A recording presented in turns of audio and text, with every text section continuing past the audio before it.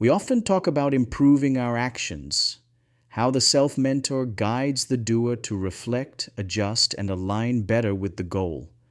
But here's an equally important question: what happens when it's not the action, but the thinking that needs improvement?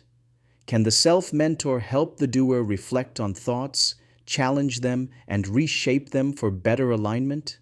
The answer is a resounding yes, and that's exactly what this session aims to explore. It's a subtle subject, one that doesn't always unfold naturally in our minds. From early on, we've been taught to be watchful of our actions because wrong actions often carry visible consequences, while right actions bring reward. But rarely are we taught to examine our thoughts with the same seriousness. Why? Because wrong thoughts don't seem to bring penalties. Right thoughts don't appear to earn praise. So we assume it's okay to think whatever we want, as long as our actions are under control. At the surface, that might seem reasonable.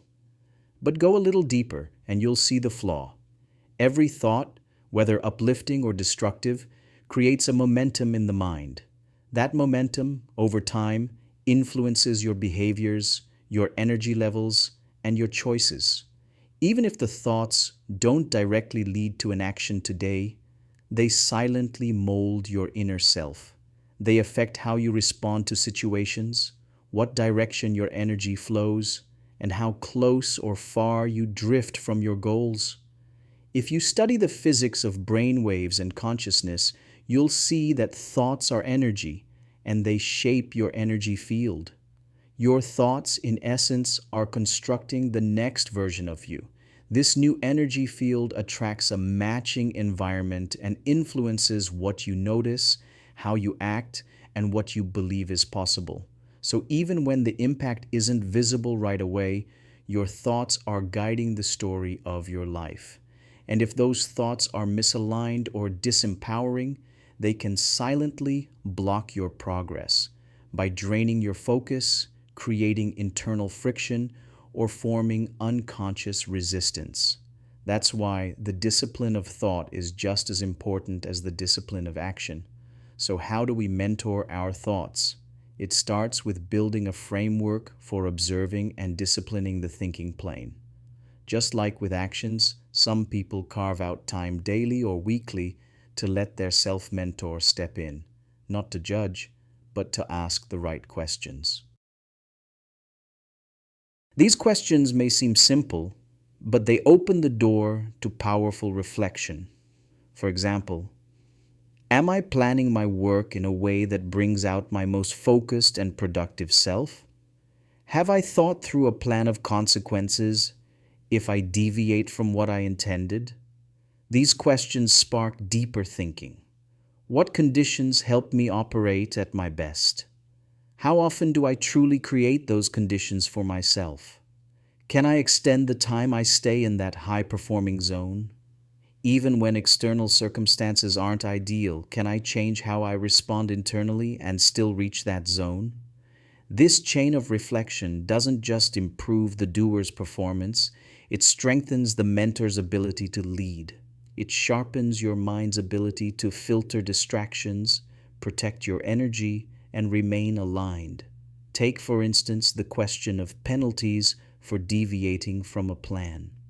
It nudges you to create a reward penalty system, not as punishment, but as a gentle structure to hold yourself accountable. Your self-mentor then becomes the one who rewards progress or corrects course at each milestone. Other questions your self-mentor may ask: does your time plan account for quality, not just completion?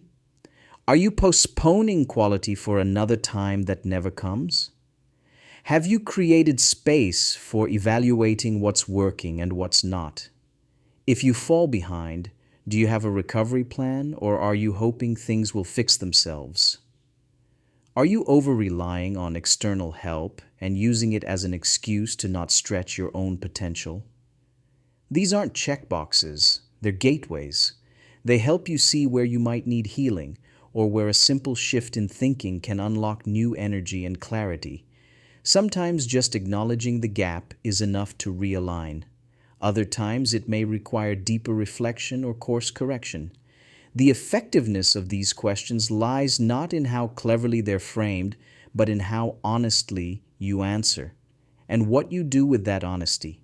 If you can be true to yourself and develop the power to zoom out, to see yourself from a broader perspective and recognize the causes behind your inner drift, then you are well on your way to becoming a strong self-mentor.